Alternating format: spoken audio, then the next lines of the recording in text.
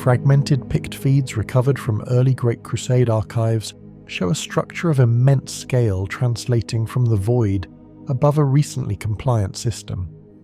The visual record is incomplete and heavily degraded, reconstructed through Adeptus Administratum preservation processes many centuries after the original transmissions were recorded. The footage itself was captured by long-range survey augers and orbital relay satellites positioned near the outer perimeter of the system's asteroid belt. Initial scans did not classify the vessel as a standard Imperial battleship or expeditionary cruiser. The mass signatures recorded by the Auspex arrays exceeded those of most fleet flagships known during the early phases of the Imperium's expansion. Multiple Vox transcripts from compliance fleets stationed nearby described the arrival of the vessel as a moment of logistical significance rather than spectacle. Records note an object emerging from warp translation, accompanied by a small escort of warships, its silhouette dominating the surrounding void space. Sensor telemetry recorded energy emissions consistent with multiple plasma reactor cores operating simultaneously. The surrounding fleet formation adjusted position almost immediately, suggesting the arriving structure was recognized as a command-level asset rather than an unknown anomaly. Survey reports preserved within Imperial naval archives describe the structure as resembling a mobile fortress rather than a conventional starship. Observers recorded an elongated central hull supported by massive armoured superstructures and fortified command towers rising from the dorsal sections. Large docking apertures were visible even through distant pict feeds, some wide enough to accommodate entire capital-class vessels for repair and resupply operations. Several orbital monitors attempted range estimation using triangulated Auspex sweeps, producing length calculations that significantly exceeded those of most known Imperial warships of the era. Logistical notes compiled by fleet officers described the vessel's role within the expanding Imperium as primarily strategic. It served not only as a command vessel, but also as a mobile administrative centre, capable of coordinating planetary compliance operations across multiple systems simultaneously. Fleet records indicate that the ship's arrival often preceded or accompanied major campaign directives issued during the early Great Crusade. It carried extensive communication arrays and astropathic relay chambers capable of transmitting orders across vast regions of space. Several preserved eyewitness accounts from naval personnel assigned to nearby vessels mention the unusual scale of the structure's external architecture. Unlike typical warships whose forms emphasized weapon platforms or engine arrays, this vessel appeared engineered with additional structural layers that suggested habitation zones, administrative sectors, and possibly ceremonial chambers. Even from distant observation points, sections of the hull displayed geometric reinforcement patterns more commonly associated with planetary fortresses rather than void craft. Adeptus Mechanicus analysis conducted centuries later attempted to reconstruct the vessel's internal structure using fragmentary blueprint data and comparative studies with other Great Crusade-era command ships. The results indicated a configuration far larger and more complex than a standard flagship. Multiple habitation decks, command sanctums, fleet coordination centres, and mechanized docking complexes were likely integrated within the hull. Such features suggested the ship was intended to function as a fully independent operational hub, capable of sustaining extended campaigns far from established Imperial infrastructure. Additional data fragments retrieved from damaged cogitator archives reveal references to supply convoys docking directly within the vessel's internal hangar vaults. Cargo manifests from several expeditions list transfers of armoured vehicles, atmospheric craft, troop regiments, and construction machinery routed through the ship before deployment to newly compliant worlds. The scale of these transfers indicates the vessel served not merely as a military flagship, but also as a central logistical hub capable of managing the complex resource flows required by the Imperium's rapidly expanding territory. Fleet navigators also recorded unusual gravitational readings when approaching the vessel. Although not strong enough to disrupt nearby ships, the readings suggested the presence of extremely dense internal reactor structures or reinforced core assemblies. Later Mechanicus research theorized that the vessel's power systems were built with multiple redundant plasma reactors, arranged in layered configurations to ensure uninterrupted operation even during extended campaigns or heavy combat engagements. Picked feeds captured during docking operations show smaller escort craft maneuvering around the vessel's exterior, highlighting the immense difference in scale. Standard cruisers appeared comparatively small when positioned near the massive docking bays along the hull. Maintenance crews aboard nearby ships noted the presence of numerous external access towers, heavy shield projectors, and large armoured bulkheads designed to seal internal sections in the event of hull breach or catastrophic damage. The administrative logs attached to these early observations rarely referred to the vessel by descriptive terminology. Instead, they consistently identified it through a single formal designation used across multiple campaign records. That designation appeared in fleet deployment orders, compliance directives, and navigational charts throughout the early decades of the Imperium's Great Crusade.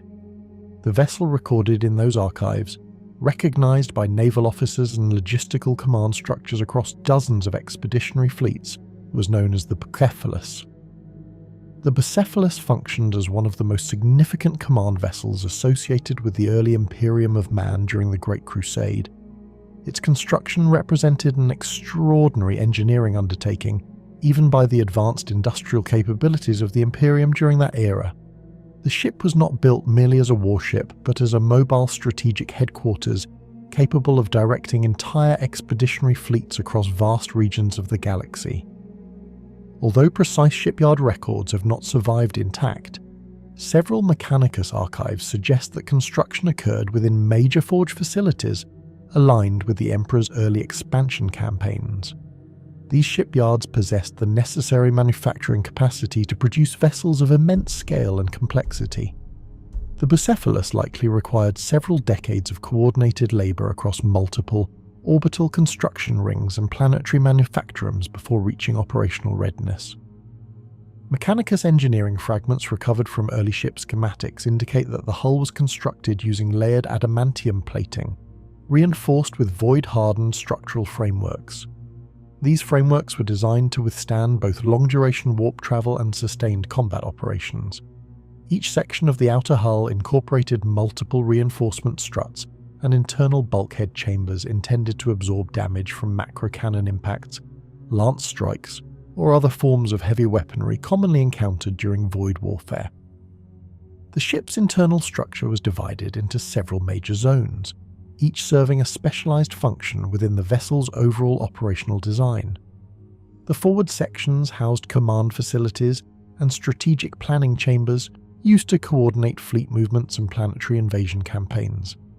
These areas likely included extensive cogitator networks connected to astropathic communication chambers, allowing orders to be transmitted across immense interstellar distances. Behind the command sectors were habitation zones capable of supporting thousands of crew members, officers, administrative personnel, and support staff. Given the vessel's role as a mobile command center, these areas were likely designed to maintain long-term operational stability even during extended campaigns lasting many years. Life support systems, hydroponic food production areas, medical bays, and training chambers would have been integrated into these sections to sustain the crew population. The central regions of the Bucephelus contained the ship's primary reactor complexes. Surviving Mechanicus notes describe multiple plasma reactor cores arranged within heavily shielded containment vaults deep inside the hull. These reactors generated the enormous power output required to operate the vessel's propulsion systems, defensive shields, communication arrays, and internal infrastructure simultaneously. Each reactor was surrounded by layers of radiation shielding and structural reinforcement designed to contain potential containment failures. Maintenance corridors and inspection platforms allowed Mechanicus engine seers to monitor the stability of the reactor assemblies. Backup power conduits connected the reactors to secondary energy grids to ensure the vessel could continue operating even if portions of the system were damaged during battle. Toward the rear of the vessel were the primary propulsion assemblies responsible for moving the massive structure through real space and enabling warp translation. These engine clusters consisted of enormous plasma thrusters mounted along reinforced pylons extending from the main hull. The engines were supported by large coolant systems and fuel intake mechanisms designed to regulate the extreme energy output generated during sustained acceleration or warp entry. Warp travel required the integration of a sophisticated warp drive assembly located deep within the ship's core. This system allowed the vessel to enter the Imperium for faster-than-light travel between star systems. The warp drive was supported by a powerful Geller field generator designed to protect the ship and its inhabitants from the dangerous energies and entities that exist within the warp. The Bucephelus also possessed extensive docking facilities integrated into its structure. These docking bays were large enough to accommodate numerous escort ships, supply transports, and atmospheric craft. Such capacity allowed the vessel to function as a central resupply hub during large military campaigns.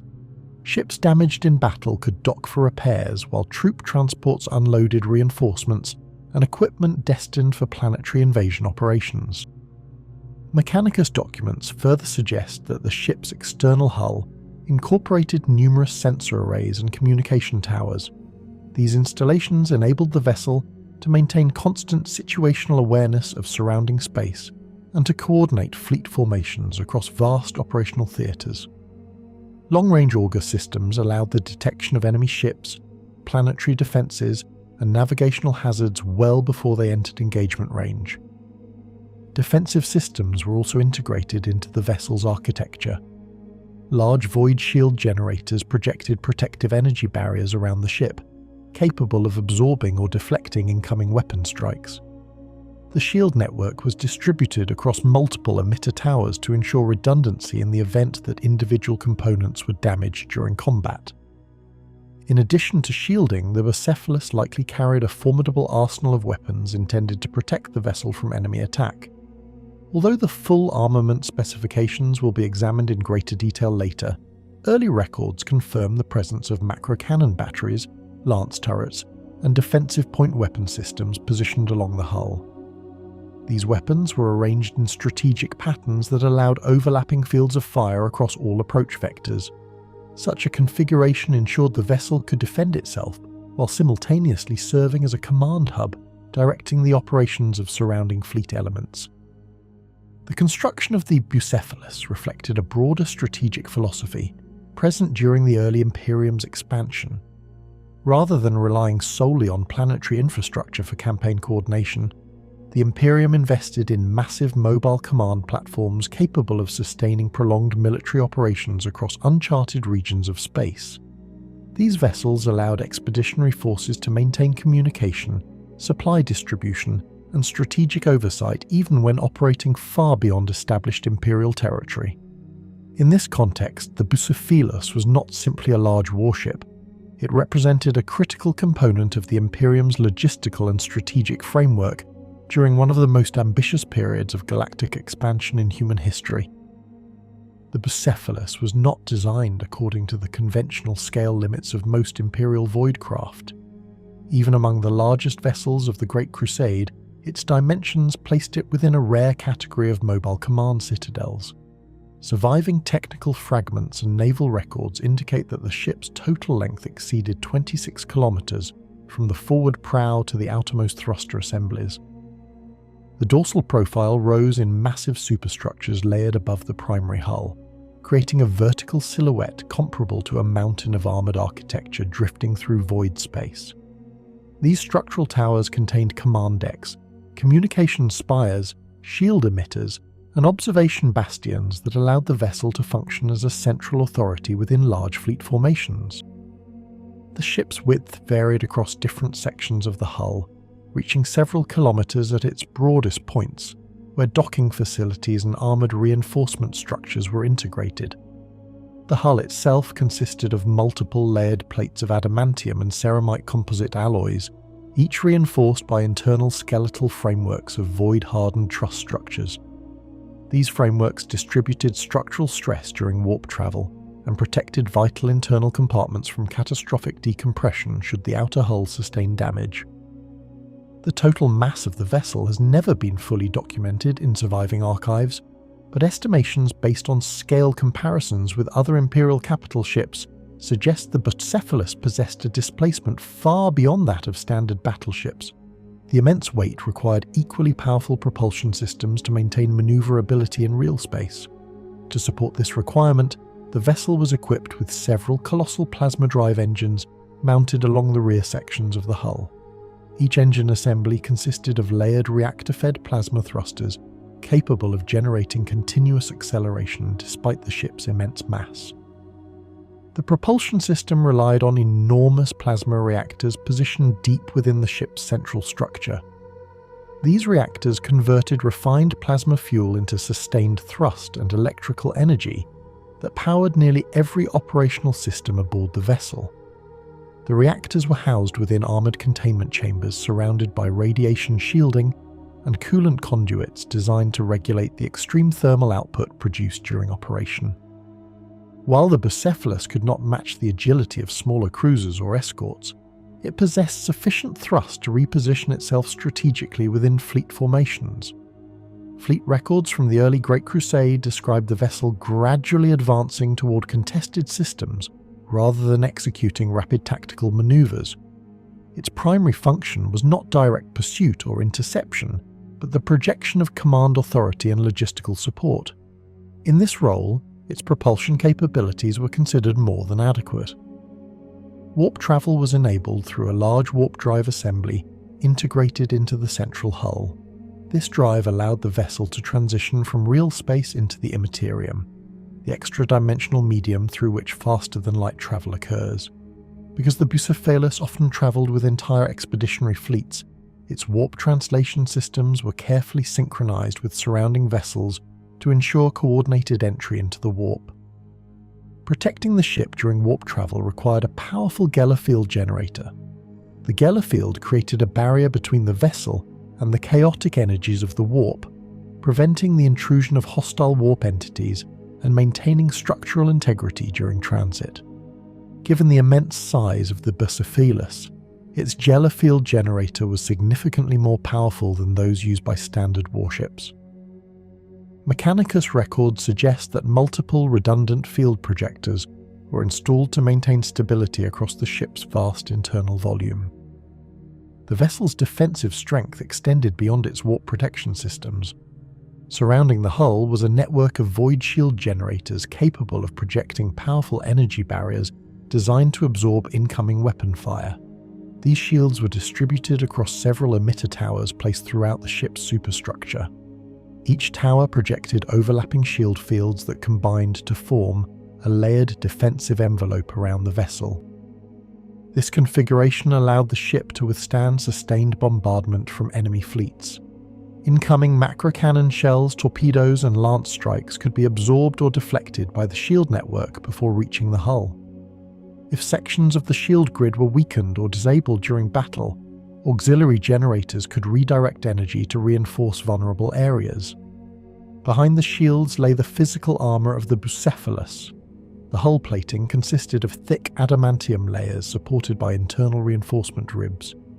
These ribs divided the ship into numerous pressure-sealed compartments separated by armoured bulkheads.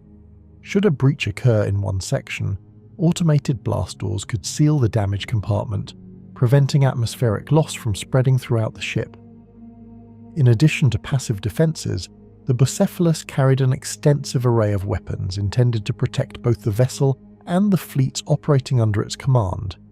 The primary armament consisted of large macro-cannon batteries positioned along the dorsal and ventral surfaces of the hull. Macro-cannons function by launching massive solid projectiles at extremely high velocity using electromagnetic accelerators. These shells are capable of inflicting devastating structural damage upon enemy vessels when they penetrate shields or armour.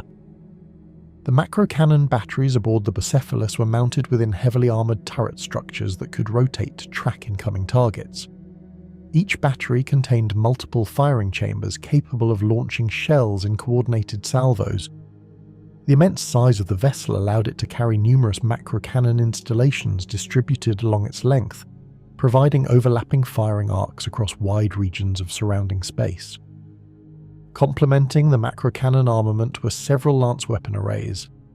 Lance batteries generate concentrated beams of high-energy radiation capable of slicing through armoured hulls and disabling enemy ships with precision strikes. Unlike macro cannons, which rely on kinetic impact, Lance weapons deliver destructive energy directly to the target, making them particularly effective against heavily armoured opponents. The Lance arrays on the Bucephelus were typically positioned along elevated superstructure platforms, giving them clear lines of fire across large sections of the surrounding void. These weapons could engage hostile vessels at long range, weakening enemy formations before they closed to effective macro cannon distance. Defensive weapon systems were also installed to protect the ship against smaller threats such as attack craft, torpedoes, and boarding vessels. Numerous point defense turrets equipped with rapid-fire cannons and laser emitters were distributed across the hull. These systems formed an automated defense grid capable of tracking and destroying incoming projectiles before they could reach the vessel. The Bucephelus also maintained extensive hangar facilities capable of housing large numbers of smaller spacecraft. These hangars were positioned within reinforced bays along the midsection of the hull. Inside these bays were docking platforms for atmospheric craft, shuttle transports, and fighter interceptors used to patrol the surrounding space. Fighter squadrons launched from the Bucephelus could intercept enemy bombers or torpedoes long before they approached the main hull. These craft also served reconnaissance roles, extending the vessel's sensor reach and allowing fleet commanders to gather intelligence about enemy formations or planetary defenses. Beyond its direct combat capabilities, the Bucephelus carried extensive logistical equipment necessary to support prolonged campaigns. Cargo vaults within the ship stored vast quantities of ammunition, spare machinery components, and military equipment destined for expeditionary forces. Armoured vehicle hangars likely held tanks, artillery units, and mechanized transports that could be deployed during planetary invasion operations. Medical facilities within the vessel were capable of treating thousands of injured personnel simultaneously. Surgical chambers, recovery wards, and gene repair laboratories supported the health of the crew and military forces travelling aboard the ship. Given the vessel's close association with high-ranking Imperial leadership, these facilities were likely equipped with advanced medical technologies rarely available elsewhere during the early Great Crusade. The ship also contained enormous communication arrays that allowed it to maintain constant contact with fleets operating across multiple star systems. Astropathic chambers within the vessel housed trained psychers capable of transmitting telepathic messages across interstellar distances. These communications were essential for coordinating the movements of distant fleets and relaying orders issued by Imperial command authorities. Sensor technology aboard the Bucephelus was equally advanced. Long-range auger scanners positioned along the dorsal towers could detect energy signatures, gravitational anomalies, and ship movements across vast areas of space. This information was processed by cogitator banks located within the command sectors of the ship, allowing fleet commanders to analyze battlefield conditions in real time. The interior infrastructure of the vessel was designed to support a massive population of crew members. Estimates suggest that tens of thousands of personnel were required to maintain the ship's systems, operate its weapons, and sustain its logistical operations. These individuals included naval officers, engineers, servitor operators, administrators, astropaths, Medicae staff, and countless support workers. Crew quarters were arranged across numerous habitation decks connected by internal transit corridors and lift systems. Hydroponic gardens and nutrient processing facilities helped sustain the crew during extended voyages when resupply was unavailable. Water recycling systems and atmospheric processors ensured that life support conditions remained stable despite the ship's enormous internal volume. Maintenance operations were conducted by teams of Mechanicus engineers and servitor units tasked with monitoring the vessel's countless mechanical systems. These specialists performed constant inspections of reactor conduits, weapon assemblies, shield generators, and propulsion components to ensure operational reliability. The Bucephelus therefore combined the attributes of a warship, command headquarters, supply depot, and mobile fortress. Its enormous scale allowed it to project both military strength and administrative authority across vast distances of space. The vessel's specifications reflected the strategic requirements of the Imperium during the Great Crusade, when fleets were required to operate independently for years while expanding humanity's domain across the galaxy.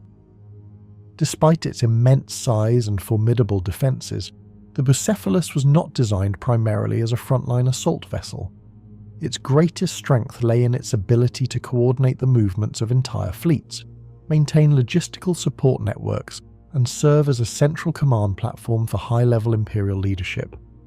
Within the structure of the early Imperium, few ships carried such a combination of administrative power, military capability, and symbolic authority. The Bucephelus existed not merely as a vessel of war but as a mobile embodiment of Imperial expansion, capable of sustaining the complex operations that defined the Imperium's earliest era of galactic conquest. The Bucephelus did not operate under the authority of a conventional void ship captain in the manner typical of Imperial Navy vessels. From the earliest records of the Great Crusade, the ship functioned as a mobile command platform directly associated with the highest levels of Imperial leadership. The vessel served as the primary flagship of the Emperor of Mankind during portions of the Imperium's early expansion across the galaxy. The Emperor of Mankind, often described in Imperial records as standing far above ordinary humanity both physically and intellectually, directed vast military campaigns intended to reunify scattered human civilizations following the long isolation of Old Night. Although the Emperor rarely appeared in the operational logs of fleet personnel, many archival records confirm that he used the Bucephelus as a strategic command vessel during the earlier stages of the Great Crusade. Descriptions preserved in Imperial archives depict the Emperor as physically imposing even among the genetically enhanced warriors who later served the Imperium. Most sources describe him as standing significantly taller than an average human male, with a height estimated between 3 and 4 meters, depending on the perspective of the observer. His physical form appeared flawless, with long dark hair and eyes often described in records as radiating intense golden light. His presence reportedly produced a profound psychological effect on those nearby, inspiring loyalty and awe among Imperial forces. Within the Bucephelus, the Emperor maintained a command sanctum located within the vessel's most secure internal levels. This area functioned as both a strategic planning chamber and a center for high-level coordination between expeditionary fleets. Access to these chambers was heavily restricted and guarded by elite Imperial personnel assigned specifically to protect the Emperor during his journeys. Among these guardians were the Legio Custodes, later known as the Adeptus Custodes. These warriors were genetically engineered guardians created through complex bioengineering techniques far beyond those used to produce the Space Marines. Each custodian stood roughly 3 meters tall and possessed immense physical strength, resilience, and combat skill. Their armor was constructed from auramite, a rare material known for its durability and distinctive golden coloration. Custodians stationed aboard the Bucephelus maintained constant watch over the Emperor's personal chambers and strategic command areas. Their presence ensured that the vessel remained one of the most heavily protected locations within the Imperium's early military structure. Although the Emperor himself served as the ultimate authority aboard the Bucephelus, the practical operation of the vessel required a vast command staff. Naval officers oversaw the management of propulsion systems, weapon batteries, and fleet coordination procedures. Mechanicus engineers supervised the ship's reactors, plasma drives, and complex technological infrastructure. Administratum officials managed logistical data related to troop deployments, supply distribution, and planetary compliance operations. Together, these personnel formed the operational backbone that allowed the Bucephelus to function as a mobile strategic headquarters. Orders issued from the vessel could redirect entire expeditionary fleets across distant sectors of the galaxy. Communication networks maintained by astropathic choirs allowed messages to travel across immense distances, ensuring that Imperial forces remained coordinated even when separated by light years of space. The purpose of the Bucephelus extended far beyond that of a conventional flagship. During the early decades of the Great Crusade, the Imperium expanded rapidly across newly rediscovered human worlds. Many of these planets had developed independently for thousands of years during the Age of Strife and possessed their own political structures, technological capabilities, and military defences. In order to incorporate these worlds into the Imperium, expeditionary fleets were dispatched across the galaxy to establish diplomatic contact or enforce compliance through military action when necessary. The Bucephelus served as a central command platform capable of coordinating these large-scale operations. From its command chambers, strategic planners could analyze data gathered from exploration fleets, evaluate planetary defenses, and organize invasion strategies when negotiations failed. The vessel's extensive communication systems allowed orders to be transmitted to distant fleets in real time, relative to warp travel limitations. The Bucephelus also functioned as a logistical hub supporting the enormous military forces required for planetary conquest. Troop transports, supply ships, and escort vessels frequently docked within the ship's vast hangar bays to receive instructions or resupply before continuing their missions. Armoured vehicles, munitions, and engineering equipment were stored within the vessel's cargo vaults and distributed to expeditionary forces as required. Another crucial function of the ship involved diplomacy. During the early phases of the Great Crusade, the Emperor occasionally met with leaders of rediscovered human civilizations aboard the Bucephelus. These meetings provided an environment in which Imperial representatives could present the political and cultural vision of the Imperium to planetary authorities. Although many worlds joined the Imperium peacefully after such negotiations, others resisted integration. In these cases, the Bucephelus transitioned from diplomatic headquarters to wartime command center, directing fleet movements and planetary assault operations against resisting forces. The vessel's association with the Emperor also gave it immense symbolic importance. For many Imperial citizens and soldiers, the Bucephelus represented the physical presence of the Emperor within a campaign theatre. When the ship entered a system, its arrival often signalled that the campaign held exceptional strategic significance.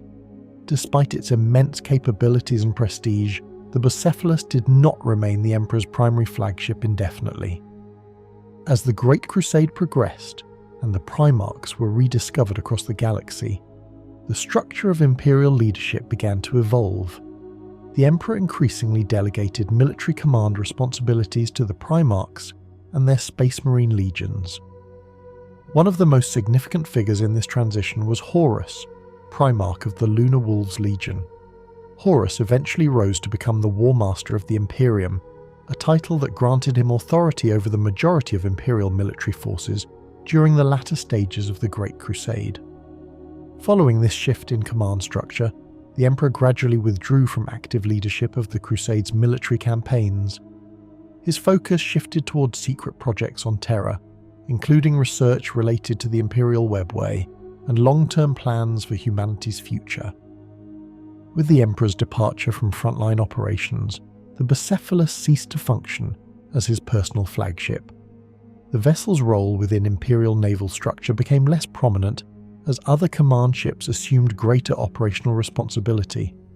The precise final fate of the Bucephelus remains uncertain due to the fragmented nature of surviving historical records. Some sources indicate that the vessel continued to serve within Imperial fleets for a period after the Emperor's withdrawal from the Great Crusade. Other records suggest that the ship may have been reassigned to logistical or administrative functions rather than frontline command. Over the 10,000 years that followed the Horus heresy and the transformation of the Imperium into a far more rigid and bureaucratic empire, many early Great Crusade-era records were lost, damaged, or deliberately sealed. As a result, the later operational history of the Bucephelus remains only partially documented. Certain Imperial archivists believe the vessel may have been decommissioned or dismantled during the long centuries following the heresy.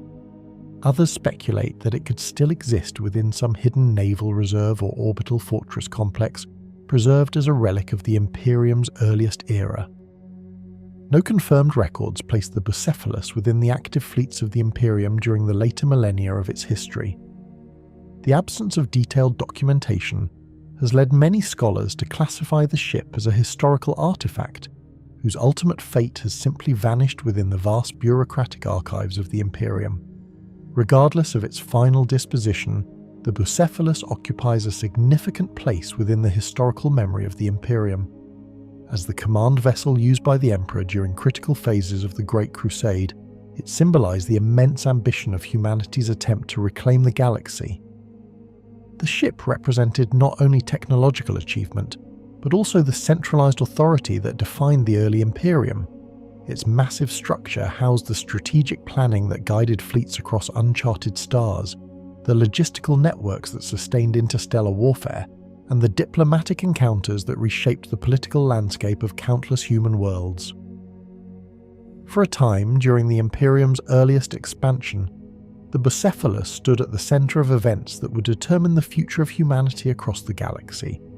Even though its later history remains obscured by the passage of millennia, its role during the Great Crusade ensures that it remains one of the most historically significant vessels ever constructed by the Imperium of Man.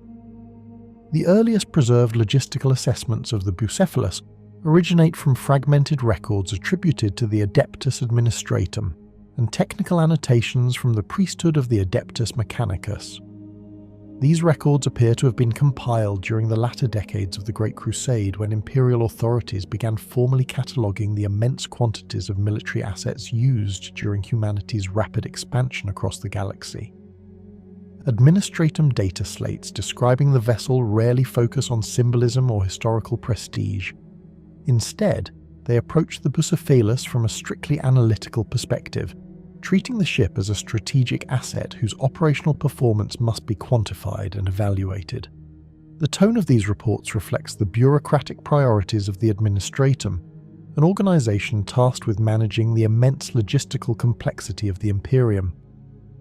Within these archives, the Bucephelus is consistently classified as a command-grade voidcraft of exceptional displacement, exceeding the standard scale parameters of most Imperial Navy capital ships. Administratum analysts appear to have categorized the vessel within a rare classification group sometimes referred to in secondary records as a mobile command citadel.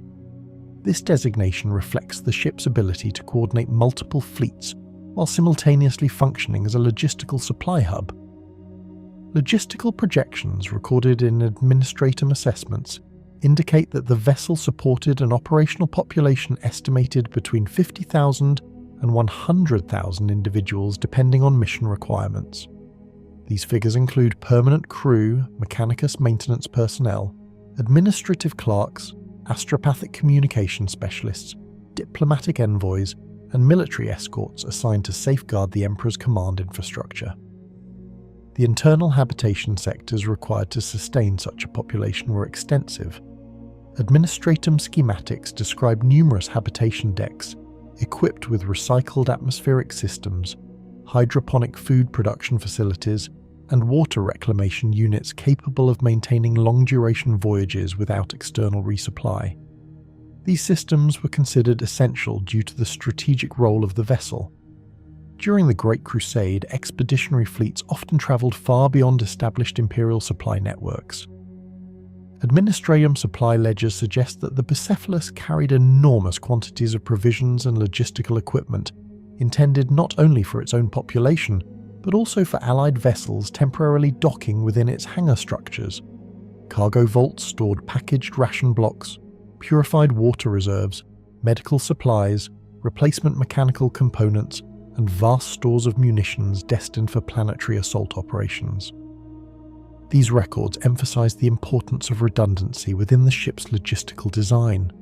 Multiple storage sectors existed for every major resource category, ensuring that damage to one compartment would not compromise the vessel's operational sustainability.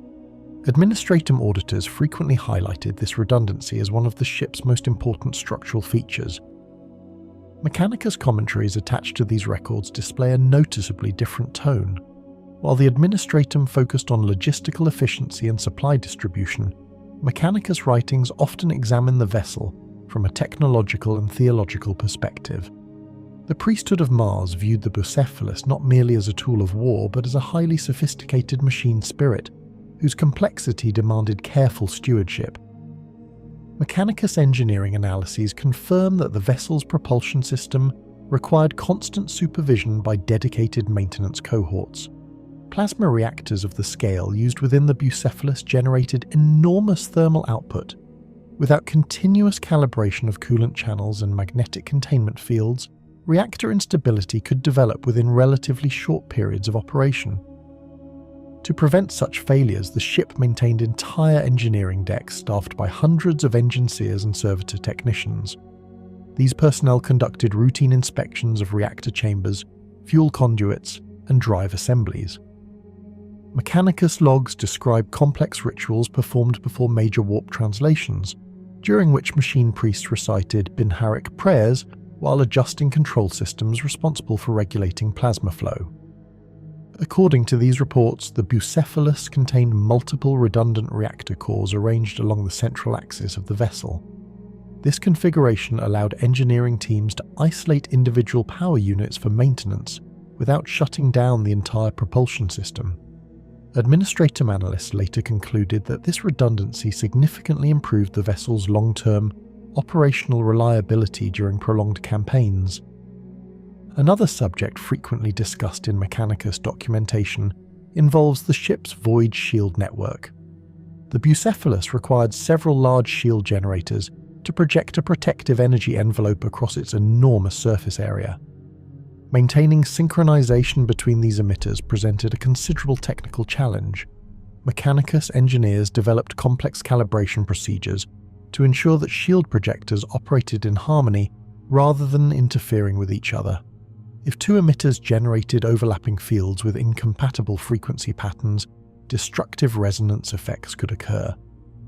To prevent such disruptions, shield technicians monitored field harmonics continuously during combat operations. Administratum tactical evaluations of the vessel also addressed its command and control capabilities. Reports emphasized the ship's extraordinary communication infrastructure, which allowed fleet commanders to coordinate dozens of independent task groups simultaneously. Astropathic transmission chambers aboard the Bucephelus were among the largest installed on any Imperial vessel of the era. These chambers housed trained psychers capable of transmitting telepathic messages across vast distances through the Imperium. Administratum records note that the vessel's astropathic choir often worked in shifts to maintain continuous communication with distant fleets operating many star systems away. Data gathered from these transmissions was processed by extensive cogitator banks located within the command decks. These systems analyzed fleet positions, supply levels, and combat outcomes. Administratum strategists used this information to generate predictive models estimating how long expeditionary forces could continue operating before requiring resupply. Such logistical forecasting was critical during the Great Crusade, when fleets frequently traveled beyond the reach of established Imperial infrastructure. By maintaining accurate projections of resource consumption, the Bucephelus could function as a central node coordinating supply convoys and reinforcement deployments. Mechanicus technical commentaries also reference the vessel's internal transport network. Due to the immense distances between various sections of the ship, traditional corridor movement was considered inefficient. Internal transit systems, including maglev cargo rails and heavy lift platforms, transported personnel and equipment between decks. Servitor-operated cargo trains moved munitions from storage vaults to weapon batteries during combat readiness procedures. These systems were designed to deliver large quantities of ammunition rapidly without requiring manual transport by crew members. Administratum efficiency studies later praised these automated logistics networks as an important innovation in void ship supply management. The vessel's hangar complexes also received significant attention in administratum analyses. Reports estimate that the Bucephelus could accommodate hundreds of smaller spacecraft simultaneously. These craft included atmospheric transports, reconnaissance vessels, and defensive fighter interceptors assigned to protect the flagship from incoming attack craft. Hangar operations required large coordination staffs responsible for traffic management, refueling procedures, and maintenance scheduling. Administratum scheduling records demonstrate that launch and recovery cycles were carefully organized to prevent congestion within the docking bays. Mechanicus observers expressed particular interest in the maintenance rituals performed on the ship's fighter craft. Many of these aircraft contained machine spirits considered sensitive to neglect or improper handling. As a result, maintenance crews were required to follow strict liturgical procedures while conducting repairs. Administratum statistical reviews of the Bucephelus consistently emphasize its role as a stabilizing command structure within large expeditionary fleets. Rather than operating as an independent warship, the vessel functioned as the administrative center from which entire campaigns could be coordinated. These reviews note that fleets operating under the strategic guidance of the Bucephelus often displayed higher levels of operational efficiency compared to independent formations. Supply distribution remained more consistent, communication delays were reduced, and reinforcement scheduling became more predictable. However, administratum analysts also identified potential vulnerabilities associated with concentrating such extensive command infrastructure within a single vessel. If the Bucephelus were ever destroyed or disabled, entire fleets relying on its logistical coordination could experience severe disruption. For this reason, strategic reports recommended maintaining escort formations around the vessel at all times. Battleships, cruisers, and smaller escort craft formed protective screens designed to intercept enemy forces before they could approach the flagship's defensive perimeter. Mechanicus commentators took a more philosophical approach to evaluating the ship's strategic importance. Some writings describe the Bucephelus as a manifestation of humanity's technological ambition during the early Imperium. Its enormous size and complexity represented the industrial capabilities achieved by the Imperium during the Great Crusade's most active period. In certain Mechanicus interpretations, the vessel symbolized a transitional stage in human technological history. It demonstrated how advanced engineering could combine logistical infrastructure, military firepower, and administrative coordination within a single mobile structure. These commentaries occasionally speculate that the Bucephelus served as a prototype for later classes of command vessels developed during the Imperium's early expansion.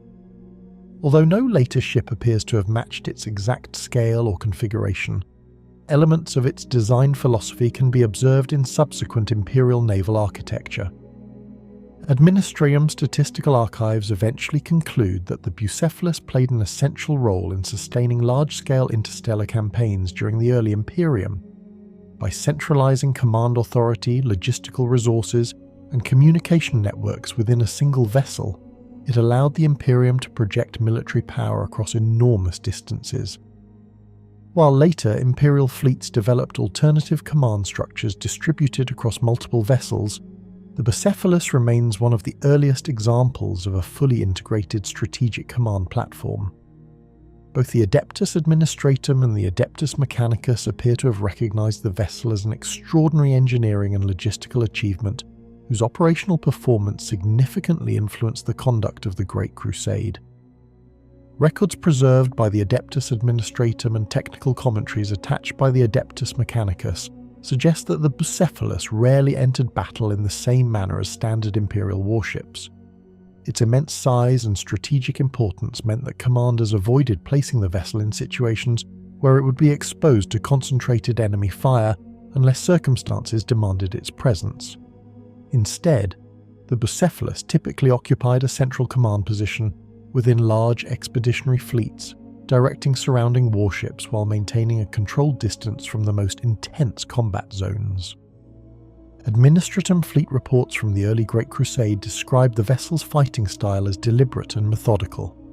Unlike smaller cruisers capable of aggressive maneuvering, the Bucephelus advanced slowly within fleet formations, surrounded by escorting battleships and heavy cruisers assigned to intercept threats approaching the flagship. The vessel's weapon systems were therefore used primarily to support surrounding forces rather than to initiate independent assaults. One of the earliest documented combat deployments of the Bucephelus occurred during a compliance campaign against a technologically advanced human civilization that had developed in isolation during the Age of Strife. Administratum transcripts from the campaign describe a fortified star system whose inhabitants possessed orbital defense platforms, automated defense satellites, and several capital-class warships constructed using pre-Imperial technology.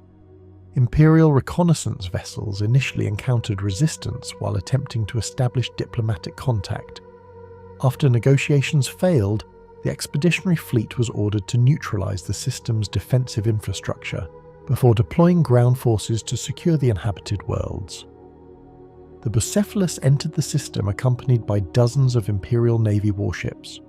Administratum battle logs indicate that the vessel positioned itself several thousand kilometers behind the primary assault formation, allowing its command staff to observe the developing engagement through long-range auger sensors. The defending fleet attempted to intercept the Imperial advance by launching coordinated attacks against the forward cruiser formations. During the early stages of the battle, the Bucephelus remained outside the immediate combat zone, directing Imperial formations through astropathic communication relays and signal transmissions transmitted through void space communication arrays. As the battle intensified, several enemy warships attempted to bypass the outer layers of Imperial escorts and approach the command vessel directly.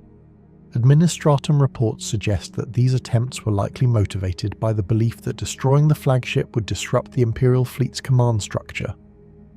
When these hostile vessels entered weapons range, the Bucephelus engaged its primary macro-cannon batteries. Mechanicus weapon calibration records from the engagement describe coordinated salvos launched from multiple turret batteries along the dorsal hull. These massive projectiles travelled across void space at extreme velocity, impacting enemy vessels with sufficient kinetic force to shatter armor plating and destabilize internal reactor systems. One enemy cruiser reportedly suffered catastrophic structural failure after a macro-cannon volley penetrated its midsection. The resulting explosion destroyed several smaller escort craft positioned nearby.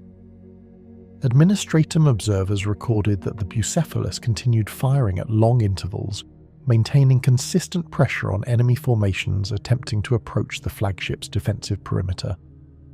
Lance weapon arrays were also employed during this engagement. Mechanicus logs describe concentrated energy beams directed toward enemy defense platforms positioned in high orbit around the system's inhabited world. These platforms possessed heavy armor designed to withstand bombardment from conventional shipboard weapons. The lance arrays aboard the Bucephelus delivered sustained energy strikes that gradually overwhelmed the platform's defensive shielding. Once the shields collapsed, the concentrated beams cut through the platform's structural cores, triggering chain reactions that destroyed multiple orbital installations. Administratum observers concluded that the Bucephelus demonstrated remarkable stability during this engagement, despite the intense energy output required to operate its weapon systems. Reactor output remained within safe parameters, and shield emitters successfully absorbed several incoming torpedo strikes launched by enemy bombers. A second notable engagement recorded in Administratum archives occurred during a campaign involving a hostile coalition of human-controlled star systems that had developed sophisticated defensive fleets. These systems had maintained contact with one another throughout the Age of Strife and possessed extensive shipbuilding infrastructure. Imperial expeditionary fleets encountered organized resistance as they attempted to integrate these systems into the Imperium. Administratum battle summaries indicate that the Bucephelus participated in several fleet engagements intended to dismantle the coalition's naval power. During one such battle, the opposing fleet attempted to concentrate its firepower against the forward elements of the Imperial formation while deploying fast attack vessels to penetrate deeper into the fleet structure. The Bucephelus responded by adjusting its position within the formation to provide direct support to the engaged Imperial cruisers. Mechanicus tactical analyses describe how the vessel's macro-cannon batteries were used to disrupt tightly grouped enemy formations. By targeting clusters of hostile ships rather than individual vessels, the Bucephelus could scatter the opposing fleet and reduce its ability to coordinate large-scale attack patterns. When enemy vessels attempted to regroup, the Bucephelus deployed its fighter squadrons from the midship hangar complexes. These interceptors were tasked with harassing enemy bombers and preventing torpedo strikes from reaching the flagship. Administratum records indicate that the fighter squadrons performed repeated interception runs across the battlefield. By forcing enemy bombers to divert their flight paths, They prevented concentrated torpedo barrages that might have threatened the command vessel's shields. The Bucephelus itself remained under the protection of a layered escort screen composed of battleships and heavy cruisers. These escorts absorbed the majority of incoming enemy fire, while the flagship continued coordinating fleet movements through its command network. During the final phase of the battle, several enemy capital ships attempted a direct assault on the Bucephelus. Administratum tactical transcripts describe how the flagship responded by concentrating its lance batteries on the leading vessels of the assault group. Sustained lance strikes penetrated the armor of the leading enemy battleship, triggering a series of reactor explosions that disabled the vessel and forced the remaining attackers to withdraw. The destruction of the assault group significantly weakened the coalition fleet's morale, and the remaining ships retreated toward the outer regions of the system. Mechanicus observers later noted that the Bucephelus demonstrated exceptional resilience during the engagement. Multiple shield generators absorbed sustained bombardment without catastrophic failure, and damage to the outer hull remained limited to superficial armor scarring. Another campaign frequently referenced in Administratum archives involved planetary invasion operations where the Bucephelus served as a coordination center for orbital bombardment. In these scenarios, the vessel rarely engaged enemy warships directly, but instead focused on targeting ground-based defenses.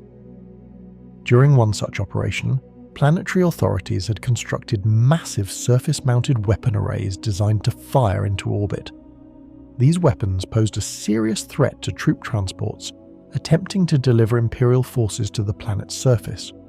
The Bucephelus positioned itself beyond the effective range of most surface batteries while directing bombardment strikes using its long-range lance weapons. Mechanicus targeting cogitators calculated precise firing solutions that allowed the vessel to disable several defense installations before Imperial assault forces entered the atmosphere. Administratum observers recorded that this strategy significantly reduced casualties among the transport fleets. By eliminating the most dangerous orbital defense systems in advance, the Bucephelus allowed Imperial forces to deploy ground troops with minimal resistance from planetary weapon emplacements. Throughout these engagements, the vessel maintained its characteristic fighting style. Rather than pursuing aggressive maneuver warfare, the Bucephelus functioned as a stable command platform capable of delivering devastating firepower when required, while simultaneously coordinating the movements of surrounding fleets. Administratum analysts repeatedly noted that this approach reflected the ship's intended role within the broader strategy of the Great Crusade. The vessel was not designed to operate independently as a roaming battleship. Its true value lay in its ability to unify multiple fleets under a centralized command structure while providing powerful defensive and offensive support when necessary. Mechanicus commentaries attached to these battle reports emphasize the technical reliability of the vessel's major systems. Reactor performance remained stable even during prolonged combat operations, and the ship's weapon batteries demonstrated consistent firing accuracy across multiple engagements. These technical observations led several Mechanicus scholars to conclude that the Bucephelus represented one of the most effective command vessels ever constructed during the early Imperium. Its ability to combine strategic coordination with formidable defensive capabilities made it uniquely suited to the vast interstellar campaigns that defined the Great Crusade. Additional campaign records preserved within the archives of the Adeptus Administratum indicate that the Bucephelus continued to operate as a central strategic command vessel throughout several later phases of the Great Crusade, although many of these records remain incomplete due to the destruction and fragmentation of early Imperial documentation during the Horus Heresy and the millennia that followed. Surviving fragments provide insight into how the vessel functioned during prolonged military operations across multiple sectors. Administratum logistical ledgers show that the Bucephelus frequently served as the coordination point for multi-system compliance campaigns involving dozens of expeditionary fleets operating simultaneously. These campaigns often extended across several neighbouring star systems whose populations had developed defensive alliances during the Age of Strife. Because these civilizations possessed varying levels of technological development and military capability, Imperial commanders required a centralized command authority capable of directing complex operations involving planetary invasions, orbital engagements, and diplomatic negotiations. During such campaigns, the Bucephelus typically maintained a stationary position within a strategically secure region of the campaign theatre. Administratum navigation reports describe instances where the vessel anchored itself in high orbit above a compliant world that served as a temporary logistical hub. From this location, the ship's communication systems coordinated fleet deployments across nearby star systems. One campaign frequently referenced in surviving documents involved the systematic integration of several industrialized star systems located along an important warp corridor. These systems had developed extensive shipbuilding capabilities and maintained defensive fleets composed of both orbital defense stations and locally constructed capital ships. Administratum or transcripts indicate that the Bucephelus played a central role in coordinating the Imperial response once negotiations with these systems collapsed. The flagship directed multiple expeditionary fleets that advanced simultaneously toward the coalition's defensive perimeter. Rather than launching a direct assault on the central system immediately, the campaign unfolded through a series of controlled engagements designed to isolate each defended world from its allies. Fleet elements assigned to the Bucephelus received detailed operational orders transmitted through astropathic channels. These orders outlined precise navigation routes, engagement priorities, and logistical requirements. Administratum analysts later noted that the clarity of these orders allowed Imperial forces to maintain coordinated pressure across several battlefronts at once. During the first stage of the campaign, Imperial fleets destroyed or captured several smaller outlying systems that had provided logistical support to the coalition. The Bucephelus monitored these operations through long-range auger scans and continuous astropathic reports transmitted from the engaged fleets. Mechanicus technical logs attached to these records describe how the vessel's cogitator arrays processed enormous volumes of incoming tactical data. Fleet positions, casualty reports, ammunition expenditures, and supply consumption rates were constantly analysed by strategic planners aboard the flagship. This information allowed campaign coordinators to redistribute resources between fleets as battlefield conditions changed. One engagement described in surviving battle transcripts occurred near a heavily fortified orbital industrial complex, responsible for producing warships for the defending coalition. Imperial fleets approaching the installation encountered dense defensive formations composed of both automated weapon platforms and locally constructed cruisers. The Bucephelus directed the assault through a combination of fleet maneuvers and targeted bombardment. Rather than immediately attacking the orbital complex itself, Imperial warships were ordered to eliminate the defensive fleet protecting the facility. Administratum reports indicate that this strategy prevented the defenders from using the installation's repair docks and resupply depots during the battle. As the defending ships attempted to maintain formation around the industrial complex, the Bucephelus deployed long-range lance strikes to disable several key weapon platforms positioned along the station's outer structure. Mechanicus targeting logs confirm that these strikes were calculated to avoid damaging the primary manufacturing infrastructure. Imperial planners intended to capture the facility intact rather than destroy it. Once the orbital defences were neutralised, Imperial assault craft launched from nearby carrier vessels boarded the complex and secured its internal systems. Administratum campaign summaries later described this operation as a successful example of how coordinated fleet command from the Bucephelus could preserve valuable infrastructure while achieving military objectives. Another campaign referenced in Administratum archives involved a prolonged series of engagements against a technologically advanced human empire whose star systems possessed unusually powerful planetary defense grids. These defenses included large energy shield networks capable of protecting entire continents from orbital bombardment. Imperial forces initially encountered difficulty penetrating these defenses using conventional fleet tactics. As a result, the Bucephelus became the central planning hub for an alternative strategy involving simultaneous assaults across multiple planetary regions. Administratum reports describe how strategists aboard the flagship coordinated the deployment of specialized siege units alongside orbital bombardment patterns designed to overload localized segments of the planetary shield network. By concentrating energy strikes on carefully calculated positions, Imperial fleets were able to create temporary breaches within the defensive grid. These openings allowed troop transports to deploy ground forces directly into fortified areas that would otherwise have remained inaccessible. Mechanicus analysts later noted that the success of this strategy depended heavily on the precise targeting calculations generated by the Bucephelus's command cogitators. Throughout these operations, the vessel continued to function as a stable command node rather than an aggressive frontline combatant.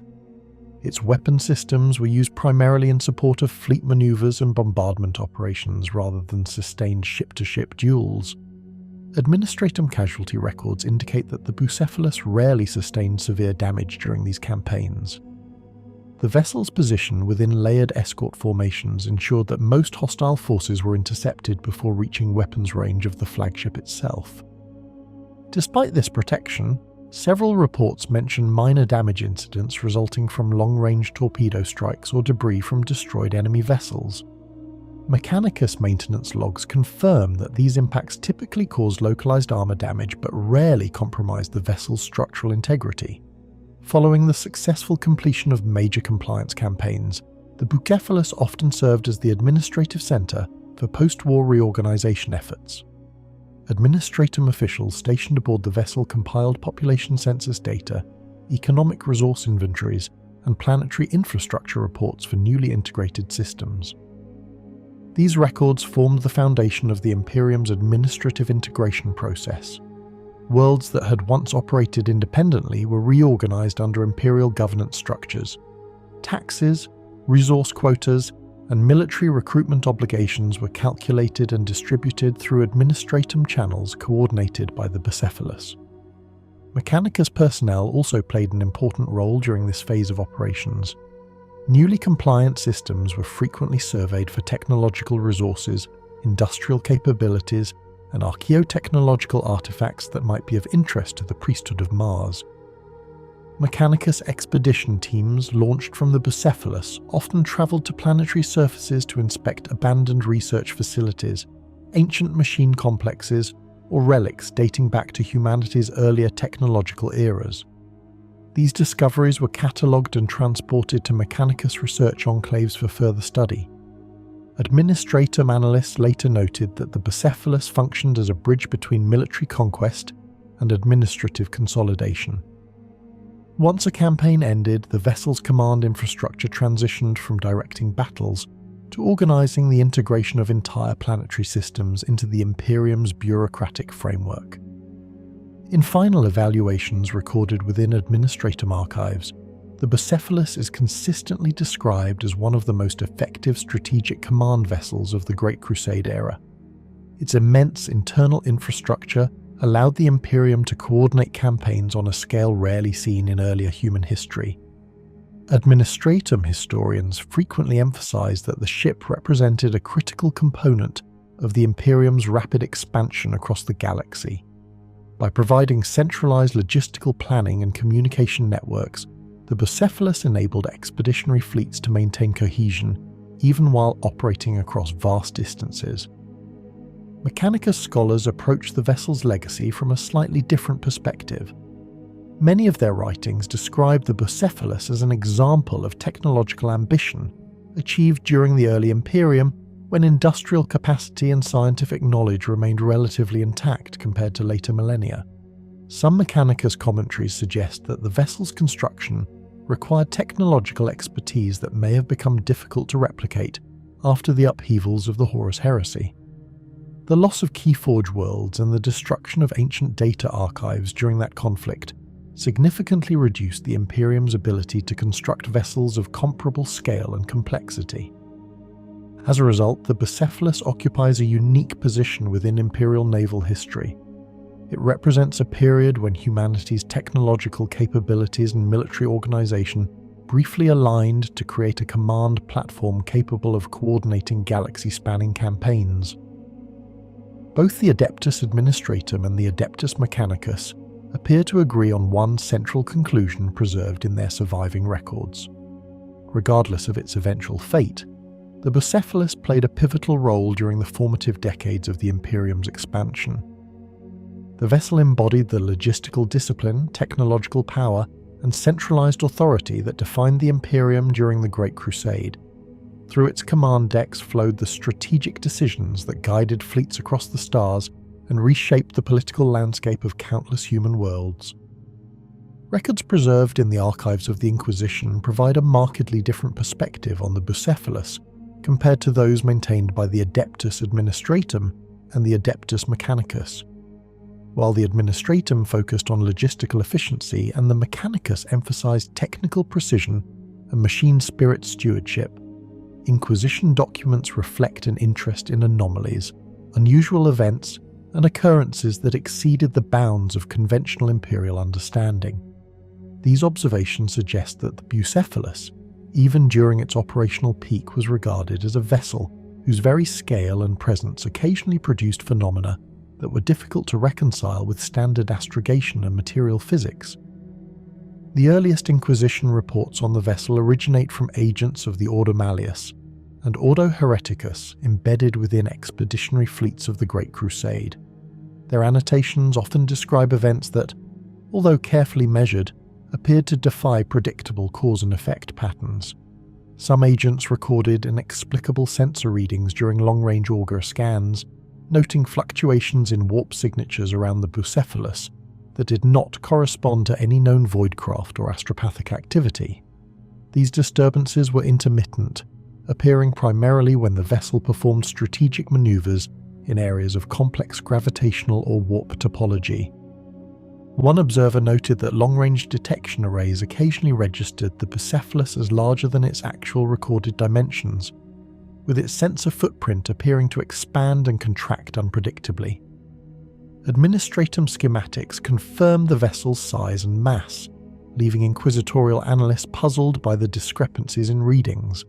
Some investigators suggested that the phenomenon might be a localized warp distortion, generated either by the vessel's unique plasma reactor configuration or by an unknown interaction between the command vessel's navigational systems and the surrounding warp currents. These hypotheses remain unconfirmed. In addition to anomalous sensor readings, several reports from Inquisition operatives describe the psychological effects of prolonged proximity to the Bucephelus. Crew members and attached personnel reportedly exhibited heightened levels of cognitive focus and situational awareness during extended periods within the ship's command decks. However, the same sources occasionally noted sudden, inexplicable episodes of disorientation, migraines, and brief lapses in memory among other personnel stationed in adjacent habitation sectors. Inquisitorial analysts speculated that these effects might have been a product of subtle warp interference or an as yet undocumented property of the vessel's energy distribution systems. While no direct causality could be established, the patterns were recorded with meticulous attention to time, location, and operational context. Several Inquisition dossiers also reference unusual occurrences in proximity to the Bucephelus astropathic transmission chambers. Observers documented intermittent feedback loops within the psychic communication network, where messages sent to distant fleets were received with anomalous timing or contained unintended cross-couplings. In one instance, messages from forward-deployed squadrons appeared to be duplicated, with the same transmission arriving at multiple command nodes separated by light years, suggesting either a fault in astropathic navigation or a phenomenon beyond known psychic mechanics. These anomalies were systematically catalogued, though conclusive explanations remained elusive. Another point of interest to the Inquisition involved the vessel's macrocannon and lance weapon systems. While operational logs from the Mechanicus confirm precise calibration and successful engagement outcomes, inquisitorial notes indicate that during several battles the weapon systems appeared to exhibit performance characteristics exceeding documented energy output projections. Analysts recorded instances where macrocannon salvos impacted enemy vessels with more force than calculations based solely on reactor output would predict, or where lance beams seem to maintain coherence over distances greater than anticipated for the known field projection technology.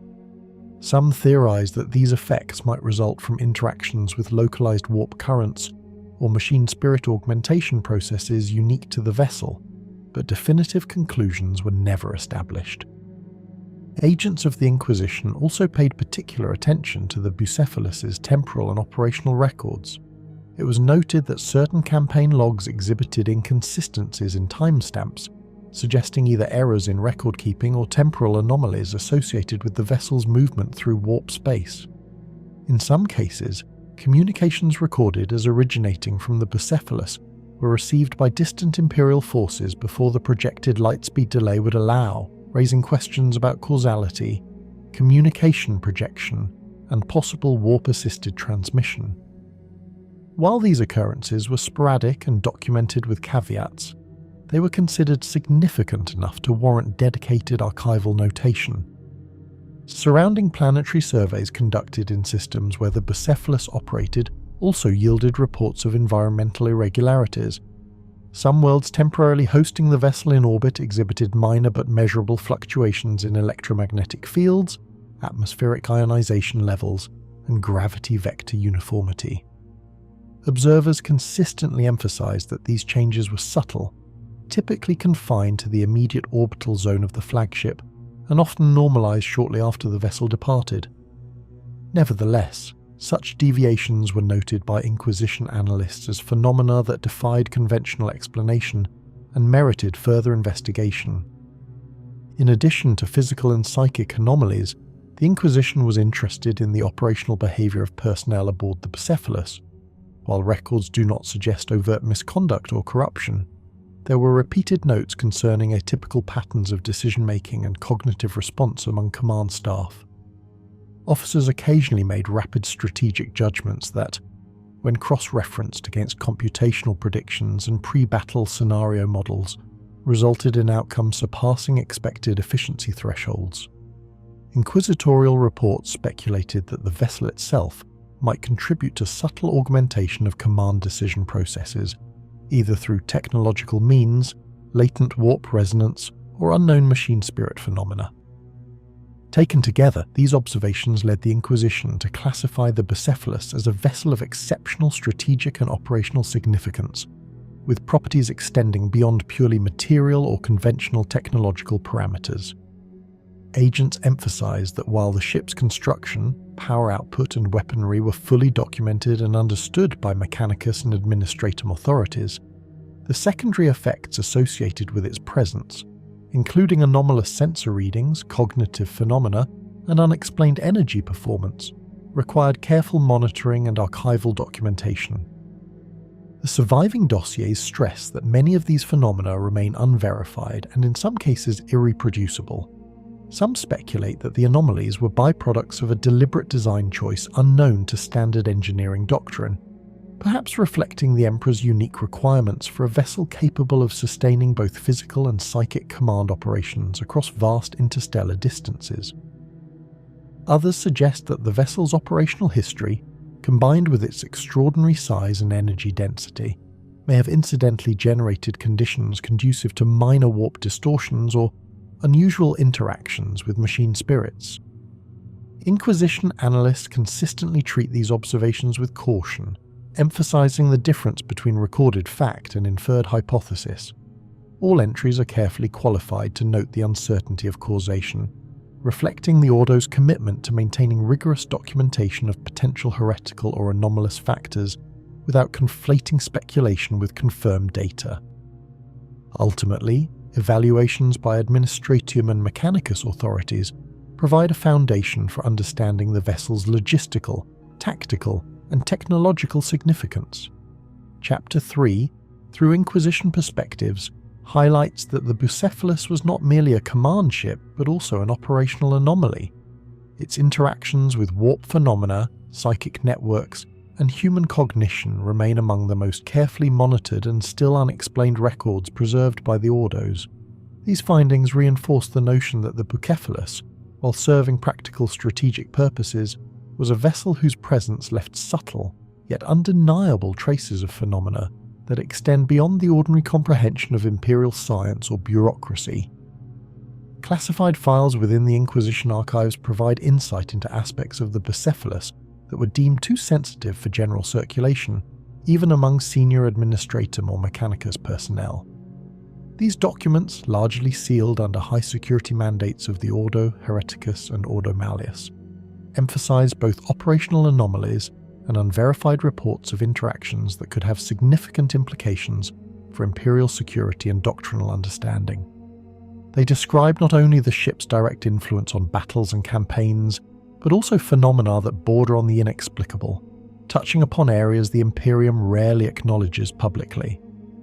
One category of files concerns what Inquisition agents term psychic resonance events.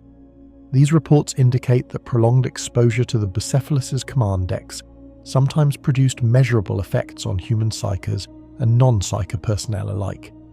Observers recorded irregular fluctuations in cognitive processing, including accelerated decision-making, heightened situational awareness, and in rare instances transient perceptions of premonitory events.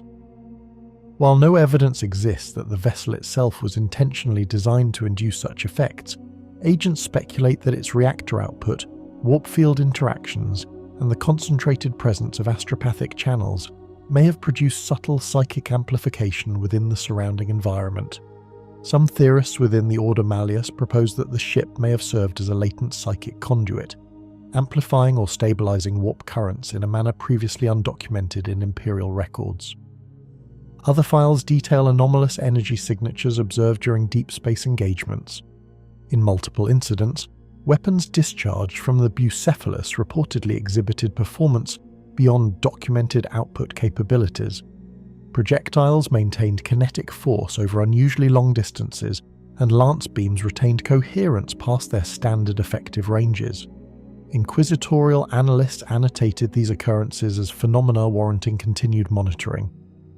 Some files suggest a potential interaction between the ship's reactor matrix and local warp currents, producing a self-reinforcing energetic effect.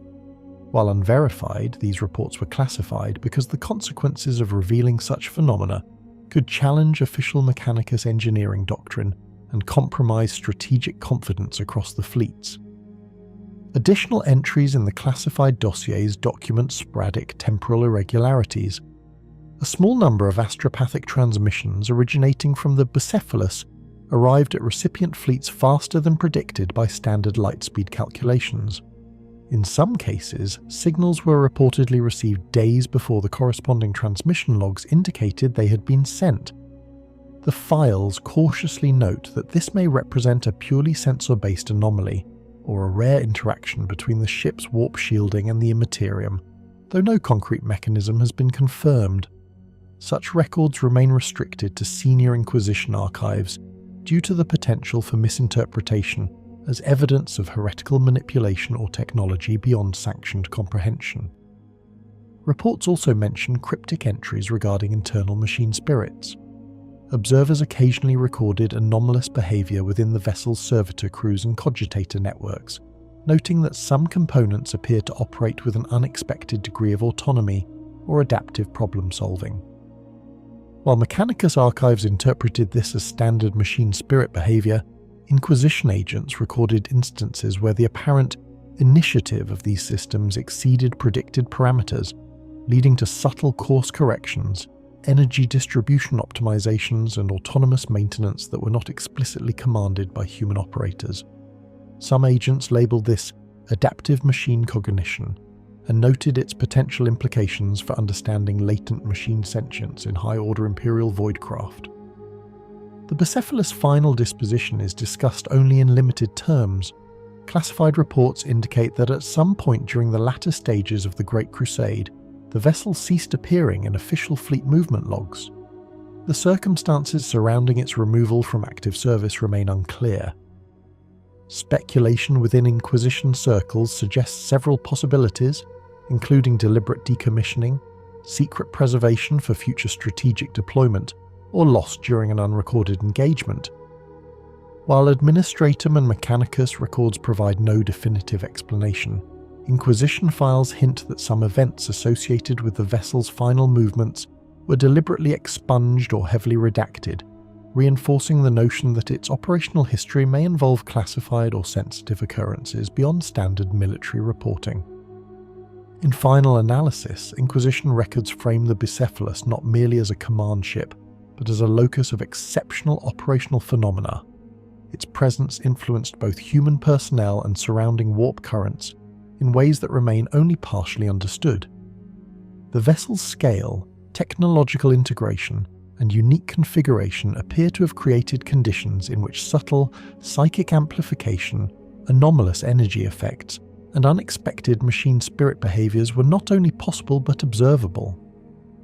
The collective Inquisition perspective emphasizes caution in interpreting these phenomena, while Administratum and Mechanicus documentation focuses on quantifiable outcomes, logistical efficiency, weapon performance, and fleet coordination. The Inquisition highlights patterns of irregularity, unexplained effects, and potential implications for long-term human and psychic safety.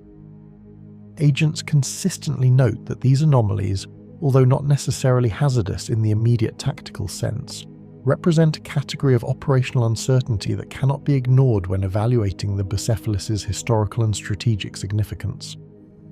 Ultimately, the Bucephelus emerges from Inquisition analysis as a vessel of dual importance, operationally indispensable during its service, yet simultaneously an object of subtle and enduring enigma. Its documented battles, logistical capabilities, and technological achievements are complemented by phenomena that resist conventional explanation. The vessel's legacy, from the perspective of the Inquisition, is therefore twofold. It exemplifies the heights of Imperial engineering and command capability, while simultaneously presenting questions that remain unresolved, maintaining its status as both a historical cornerstone and a persistent anomaly within the records of the Imperium. Several sealed Inquisition reports indicate that the Bucephelus, despite its role as a strategic command vessel, was the locus of events that defied conventional military and technological understanding. While the ship consistently performed its operational duties with precision, agents embedded within Imperial fleets recorded anomalies that intersected with combat, fleet coordination, and psychic phenomena, suggesting that the vessel's presence had effects beyond its physical or material characteristics. These files, often heavily redacted, provide glimpses into incidents that were deemed too sensitive for standard Administratum or Mechanicus records. One recurring anomaly involved the timing and efficacy of fleet maneuvers during engagements. In multiple documented battles, fleets operating under the Bucephelus's command achieved coordinated outcomes that exceeded predictions based on projected response times and sensor capabilities. Reports indicate that orders transmitted through astropathic channels arrived at distant vessels slightly ahead of the expected intervals, allowing forward-deployed units to anticipate enemy actions with an unusual degree of accuracy. Administratium and Mechanicus logs record the official tactical results, but Inquisition analyses highlight that these successes occasionally surpassed what conventional coordination models would predict, leading to speculation about warp-assisted transmission or latent psychic amplification. During one engagement in a densely fortified system, Inquisition observers noted unusual energy fluctuations surrounding the Bucephelus when macro-cannon batteries were fired. Sensors recorded short-lived distortions in local spacetime metrics concurrent with weapon discharge, which appeared to slightly shift the trajectory of projectiles in favor of more precise impacts. While Mechanicus engineers attributed this to advanced targeting compensators, Inquisition annotations suggest that the consistency and repeatability of these distortions hint at an unknown interaction between the vessel's reactor output and ambient warp currents.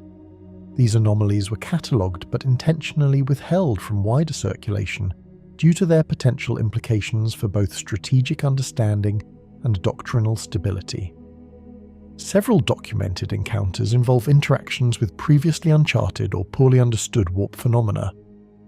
In one redacted report, a forward reconnaissance fleet accompanying the Bucephelus reported brief but intense distortions in void space near a warp rift.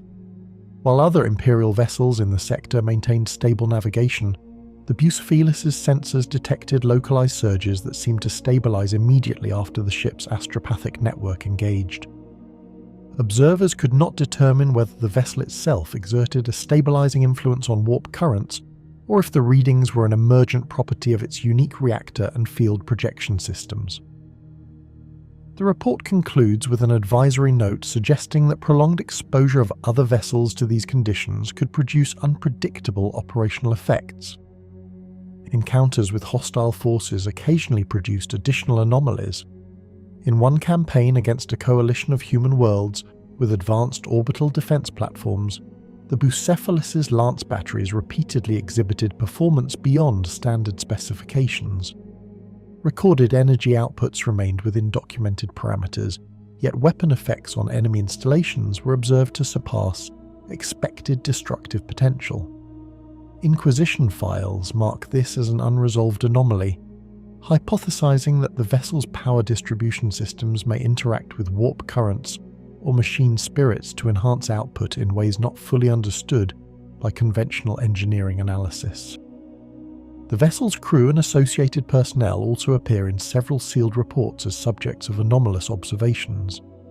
In multiple instances, officers and astropathic transmitters aboard the Bucephelus demonstrated cognitive responses that exceeded training expectations. Decision-making during complex battle scenarios often displayed unusually rapid adaptation to enemy maneuvers. Inquisitorial analysts hypothesized that the ship's environmental systems, energy fields, and concentration of astropathic nodes may have indirectly influenced neural and psychic processes among the command personnel. While these effects were subtle and non-hazardous in most cases, the documentation emphasizes the persistent unpredictability of the phenomenon. Sealed files include partial eyewitness accounts of occurrences that defy categorization. In one instance, distant sensors recorded apparent spatial duplication of the vessel during an engagement, with two distinct sensor signatures appearing simultaneously in separate coordinates for a brief period before collapsing into a single confirmed location. Administratum records dismissed these as sensor errors, but Inquisition annotations flag the phenomenon as potentially significant, noting that it occurred in conjunction with elevated reactor output and intensive astropathic operations. No consensus exists on whether this event represented a temporal anomaly, a warp interaction, or a subtle effect induced by the ship itself. Additional reports reference the temporary appearance of unidentified warp signatures in proximity to the Bucephelus during prolonged fleet operations. These signatures did not correspond to any known vessel or psychic entity, but exhibited directional patterns suggesting an alignment with the ship's trajectory and activity cycles. In some instances, these anomalies coincided with unusually effective fleet coordination, suggesting a possible correlation between the vessel's operational status and localized warp activity. The files explicitly caution that these observations remain unverified and could be influenced by measurement limitations, yet the recurrence of such phenomena across multiple campaigns indicates a persistent pattern worthy of ongoing monitoring. Finally, the classified dossiers include notes on operational security measures undertaken by Inquisition agents in response to these anomalies. Observation logs indicate that direct reporting of such phenomena outside restricted channels was strictly controlled to prevent interference with fleet morale, avoid panic, or provoke undue scrutiny from administratum auditors and Mechanicus oversight bodies. Some files mention that certain data entries were redacted or encrypted to obscure the full extent of observed anomalies from public or semi-official records. This level of secrecy underscores the Inquisition's assessment of the Bucephelus not only as a command vessel, but also as a source of unpredictable and potentially paradigm-challenging phenomena. In summary, these sealed and classified reports collectively present the Bucephelus as a vessel whose operational presence extended beyond conventional military expectations. While Administratum and Mechanicus archives document its logistical, strategic and technological achievements, Inquisition files reveal layers of anomalous activity, including warp interactions, enhanced psychic transmission effects, unexplained energy phenomena, and unusual cognitive patterns among personnel. These records remain essential for understanding the full scope of the vessel's influence during its service, marking it as both a cornerstone of Imperial strategy and an enduring enigma whose complete capabilities and effects are preserved only within restricted Inquisition archives.